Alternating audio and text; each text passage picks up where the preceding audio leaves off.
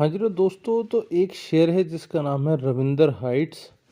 तो इसके अंदर काफ़ी अच्छे वॉल्यूम्स हो रहे थे, तो हमने सोचा थोड़ा इसको डिस्कशन कर लेते हैं। तो रियल एस्टेट का ये आपका शेयर है। लगभग 240-45 करोड़ का मार्केट कैप है, और अगर इसका हाई लो देखें तो 71 और 28 रुपये के आसपास है।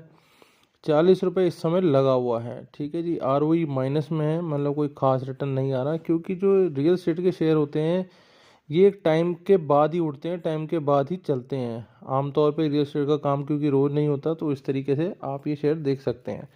इनके अगर पीयर्स की बात करेंगे तो DLF, लोडा, Phoenix, Oberoi, Prestige, Anantraj, Godrej, तो ये सारे इसी सिस्टम का ये शेयर है। थोड़ा अगर हम देखें तो क्योंकि कंपनी कोई बहुत ज़्यादा पुरानी नहीं है, लेकिन इस समय ये ऊपर नीचे हो रही है। तो सेल्स की अगर बात करें, सितंबर में 55 करोड़ के आसपास थी, फिर 20 करोड़, मतलब नीचे घटा। ऑपरेटिंग प्रॉफिट वहाँ पे बहुत अच्छा था सितंबर वाले में। मार्च क्वार्टर के रिजल्ट अभी आएंगे तो हमको और पता लगेगा, लेकिन मुझे उम्मीद है कि अच्छे आने वाले हैं, तभी शायद इसके अंदर वॉल्यूम जनरेट हो रहा है। और अगर हम ईयर ऑन ईयर की बात करें तो मार्च 23 में लगभग 12 से सीधा नीचे, और मार्च के अंदर जो मतलब पिछला मार्च था वहाँ पे ये लगभग ज़ीरो या कह लो फ्लैट पे आ गए। तो होता क्या है कि इन जितनी भी कंपनीज होती हैं इनके पास लैंड बैंक्स होते हैं, और लैंड बैंक्स के बेस पे ही इन लोगों के शेयर चलते हैं, क्योंकि उनकी रीवैल्यूएशन होती है या जब ये खरीद बेच करते हैं उसके अंदर। तो आगे हम चलते हैं, थोड़ा सा इनका इक्विटी कैपिटल शेयर समझ सकते हैं आप। इक्विटी कैपिटल उतनी है, रिजर्व्स अगर आप देखोगे तो रिजर्व इनके बढ़ते ही जा रहे हैं। वो इसलिए बढ़ते हैं क्योंकि कंपनी एलोकेट करती है पैसा, उसी रिजर्व से बाद में जाके परचेजिंग करते हैं।